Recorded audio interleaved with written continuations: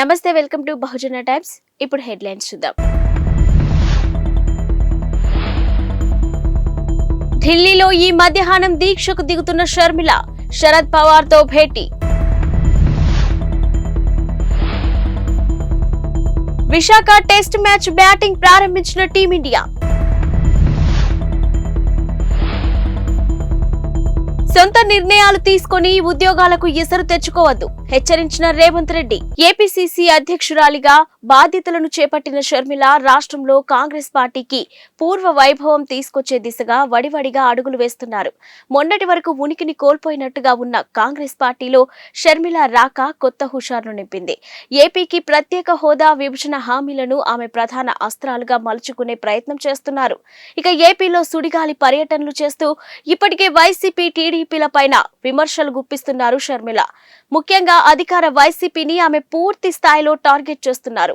దివంగత వైఎస్ఆర్ కు తానే అసలైన వారసురాలినని చెప్పుకునే ప్రయత్నం చేస్తున్నారు. తాజాగా ఆమె తన రాజకీయాన్ని ఢిల్లీకి మార్చారు.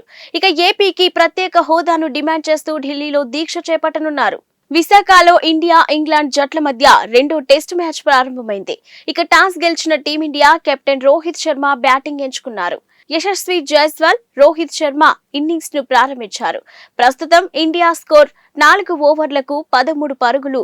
ఇక జైస్వాల్ 9 పరుగులు, రోహిత్ 4 పరుగులతో క్రీజ్ లో ఉన్నారు.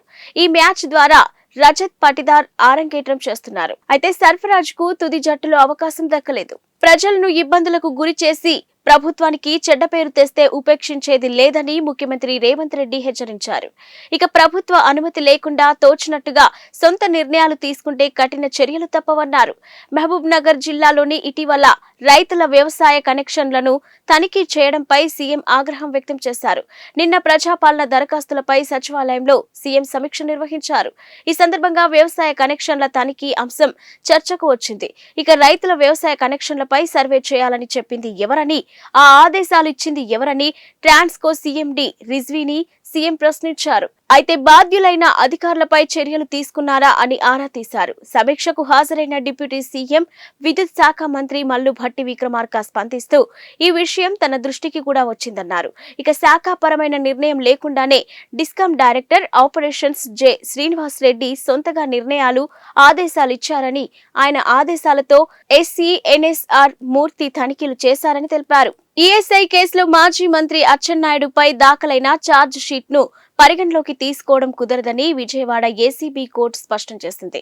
ఇక దానిని పరిగణలోకి తీసుకోవాలంటే అవినీతి నిరోధక చట్టం పీసీ యాక్ట్ సెక్షన్ 19 ప్రకారం గవర్నర్ అనుమతి అవసరమని స్పష్టం చేసింది. స్పందించిన ఏసీబీ తరఫు న్యాయవాదులు పిపి దుష్యంత్ రెడ్డి, ఆనంద్ జ్యోతి తమ వాదనలు వినిపిస్తూ కేసు నమోదు చేసినప్పటి నుంచి విచారణ జరిగే వరకు ఎప్పుడైనా గవర్నర్ అనుమతి తీసుకోవచ్చని తెలిపారు. ఇక ఏసీబీ కోర్టు న్యాయమూర్తి హిమబిందు స్పందిస్తూ సుప్రీంకోర్టు అలాంటి తీర్పు ఇచ్చి ఉంటే కోర్టుకు సమర్పించాలని కోరుతూ తదుపరి విచారణను ఈ నెల 6వ తేదీకి వాయిదా వేశారు. విమానంలో 14 ఏళ్ల బాలిక పక్కన కూర్చొని అసభ్యకర చర్యకు పాల్పడినట్టు ఆరోపణలు ఎదుర్కొంటున్న భారతీయ వైద్యుడికి ఊరట లభించింది. ఇక 2022 నాటి కేసులో కోర్టు బుధవారం డాక్టర్ సుదీప్తా మొహంతిని నిర్దోషిగా ప్రకటిస్తూ తీర్పు వెలువరించింది. ఇక డాక్టర్ సుదీప్తా మొహంతి బోస్టన్లోని Beth Israel Deaconess medical center లో ప్రైమరీ కేర్ వైద్యుడిగా పనిచేస్తున్నారు. 2022 మే నెలలో ఆయన హవాయి అమెరికన్ ఫ్లైట్ లో బోస్టన్ నుంచి అమెరికా వస్తున్న సమయంలో పక్క సీట్లో మైనర్ బాలిక వైద్యుడిపై సంచలన ఆరోపణలు చేసింది. ఒంటిపై దుప్పటి కప్పుకొని అతడు అసభ్యకర చర్యకు పాల్పడినట్టు ఆరోపించింది. దుప్పటి తొలగినప్పుడు అతడి చర్య చూసి తనకు జుగుప్స కలిగిందని చెప్పుకొచ్చింది. ఇక సుదీప్త పక్కన కూర్చోలేక తాను మరో సీట్కు మారిపోయానని వెల్లడించింది. విమానం దిగాక పోలీసులకు ఫిర్యాదు చేసింది. కాగా కేసు విచారణ కోసం సుదీప్త బెంచ్ ట్రయల్ ను న్యాయమూర్తి విచారణ ఎంచుకున్నారు. ఘోర రోడ్డు ప్రమాదం బారిన పడిన team India wicket keeper batter Rishabh Pant నాటి ఘటనను గుర్తు చేసుకున్నాడు. 26 ఏళ్ల పంత్ డిసెంబర్ 2022లో ఢిల్లీ నుంచి తన సొంత ఊరైన రూర్కి వెళ్తూ ప్రమాదం బారిన పడ్డారు. అతడు ప్రయాణిస్తున్న మెర్సిడెస్ కార్ డివైడర్ ను ఢీకొని మంటల్లో చిక్కుకుంది. స్థానికులు వెంటనే అప్రమత్తం కావడంతో పెను ప్రమాదం నుంచి బయటపడ్డాడు. ఈ ఘటనలో తీవ్రంగా గాయపడిన పంత్ కు పలుమార్లు శస్త్రచికిత్సలు జరిగాయి. ప్రస్తుతం పూర్తిగా కోలుకున్న పంత్ జట్టులో తిరిగి చోటు కోసం ఎదురు చూస్తున్నాడు. ఈ ప్రమాదంపై తాజాగా పంత్ పెదవి విప్పాడు. స్టార్ స్పోర్ట్స్ తో మాట్లాడుతూ ప్రమాదంలో కుడికాలు స్థానభ్రంశం చెందిందని, తర్వాత దానిని యథాస్థానంలో ఉంచాల్సి వచ్చిందని గుర్తు చేసుకున్నాడు. నరాలు దెబ్బతినడం, ఇంకేదైనా తీవ్ర గాయమై ఉంటే కాలు తొలగించాల్సి వచ్చేదని చెప్పడంతో తొలిసారి తాను విపరీతంగా భయపడ్డానని గుర్తు చేసుకున్నాడు. ఆ సమయంలో తన మనసును భయం ఆక్రమించిందని పేర్కొన్నారు. ఆర్బీఐ ఆంక్షలతో ఆందోళనలో ఉన్న పేటీఎం పేమెంట్ బ్యాంక్ కస్టమర్లకు సంస్థ యాజమాన్యం తాజాగా భరోసా కల్పించే ప్రయత్నం చేసింది. కస్టమర్ల డబ్బు తమ వద్ద భద్రంగా ఉందంటూ శుక్రవారం ఓ ప్రకటనను విడుదల చేసింది. ఇక పేటీఎం పేమెంట్ బ్యాంకు నిబంధనలు ఉల్లంఘించినట్టు ఆర్బీఐ గుర్తించిన విషయం తెలిసిందే. ఈ నేపథ్యంలో మార్చి నెల నుంచి కొత్త కస్టమర్లను చేర్చుకోవద్దని పేటీఎం పేమెంట్స్ బ్యాంకును ఆర్బీఐ ఆదేశించింది. నగదు బదిలీ సేవలు, క్రెడిట్ ట్రాన్సాక్షన్స్ ను వాటిని కూడా నిలిపివేయాలని పేర్కొంది. ఇక ఈ నేపథ్యంలో కస్టమర్ల సందేహాలను నివృత్తి చేసేందుకు సంస్థ శుక్రవారం కీలక ప్రకటన చేసింది. ఫిబ్రవరి 29 తర్వాత కస్టమర్లు తమ అకౌంట్లు, వాలెట్లలో డబ్బులు జమ చేసేందుకు అనుమతి ఉండదని పేర్కొంది. మాల్దీవుల ఆర్థిక సాయంలో కోత పెట్టిన భారత్. గతేడాది మాల్దీవులకు అంచనాలకు మించి సాయం చేసిన భారత్ ఈ ఏడాది మాత్రం బడ్జెట్లో కోత పెట్టింది. అయితే దౌత్య వివాదం నేపథ్యంలోనే భారత్ నిర్ణయానికి ప్రాధాన్యం ఏర్పడింది. గతేడాది భారత్ మాల్దీవులకు బడ్జెట్లో 400 కోట్ల సాయం ప్రకటించింది. కానీ ఈ ఏడాది ముగిసే నాటికి అంచనాలకు మించి ఖర్చు చేసింది.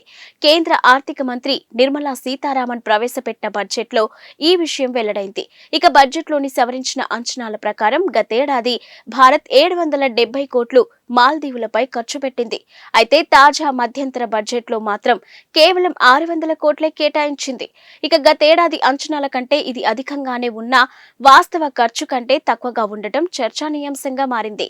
ఇక దౌత్య వివాదం నేపథ్యంలో భారత్ ఈసారి కేటాయింపుల మేరకు సాయం అందిస్తుందా లేదా తగ్గిస్తుందా అన్నది వేచి చూడాలి. ముంబై మహానగరంలో వరుస బాంబు పేలుళ్లు జరుగుతాయంటూ శుక్రవారం బెదిరింపులు రావడంతో నగర పోలీసులు అప్రమత్తమయ్యారు. హై అలర్ట్ ప్రకటించిన పోలీసులు బెదిరింపుల వెనుక ఉన్నది ఎవరో తేల్చేందుకు రంగంలోకి దిగారు. ఇక నగరంలోని 6 ప్రాంతాల్లో బాంబులు పెట్టినట్టు పోలీసులకు సందేశాలందాయి. అయితే గత నెల 6న కూడా నిందితులు బెదిరింపు ఈమెయిల్లు పంపించారు. ఇక కొలాబా ప్రాంతంలోని ఛత్రపతి శివాజీ వాస్తు సంగ్రహాలయ, వరెల్లీలోని నెహ్రూ సైన్స్ సెంటర్లో బాంబులు అమర్చినట్టు బెదిరింపులు వచ్చాయి. ఇక దీంతో అప్రమత్తమైన ముంబై పోలీసులు బాంబు డిస్పోజల్ స్క్వాడ్, డాగ్ స్క్వాడ్లను ఆయా ప్రాంతాలకు పంపించారు. అయితే అక్కడ ఎటువంటి పేలుడు పదార్థాలు లభించలేదని, ఈ నేపథ్యంలో ఈమెయిల్స్ పంపించిన గుర్తు తెలియని వ్యక్తులపై పోలీసులు కేసు నమోదు చేసి దర్యాప్తు ప్రారంభించారు. తమతో కొంతమంది బీఆర్ఎస్ ఎమ్మెల్యేలు టచ్ లో ఉన్నారని తెలంగాణ ప్రభుత్వ సలహాదారు షబ్బీర్ అలీ అన్నారు. ఇక కామారెడ్డిలో నిర్వహించిన మీడియా సమావేశంలో గురువారం ఆయన మాట్లాడారు. కాంగ్రెస్ ప్రభుత్వం ఉంటుందో పడిపోతుందో అంటూ కేటీఆర్ అహంకారపు మాటలు మాట్లాడుతున్నారని ధ్వజమెత్తారు. ఇక మేం కనుక ద్వారాలు తెరిస్తే బీఆర్ఎస్ ఖాళీ కావడం ఖాయమని షబ్బీర్ అలీ హెచ్చరించారు. కానీ పార్టీలో చేరికల విషయమై తమ అధిష్టానం ఇప్పుడు వద్దని చెప్తుందన్నారు. ఇక పార్టీ ఫిరాయింపులు వద్దనడం వల్ల ఆగామని, లేదంటే ఇతర పార్టీలకు చెందిన వారు కాంగ్రెస్ లో చేరేందుకు సిద్ధంగా ఉన్నారన్నారు. ఇక రానున్న లోక్సభ ఎన్నికల్లో బీఆర్ఎస్ కు ఒక్క సీటు కూడా రాదన్నారు. పార్లమెంటు ఎన్నికలు బీజేపీ, కాంగ్రెస్ల మధ్యనే పోటీ ఉందని జోస్యం చెప్పారు. ఇక 10 ఏళ్లలో తెలంగాణను కేసీఆర్ కుటుంబం లూటీ చేసిందని ఆరోపించారు. తాము అధికారంలోకి వచ్చి 2 నెలలు కూడా కాలేదని, అప్పుడే బీఆర్ఎస్ నేతలు విషం చిమ్ముతున్నారన్నారు. ఇక ఏడాదిలో 2 లక్షల ఉద్యోగాలు ఇప్పిస్తామని షబ్బీర్ అలీ పునరుద్ఘాటించారు. ఇవి ఇప్పటివరకున్న బులెటిన్ అప్డేట్స్.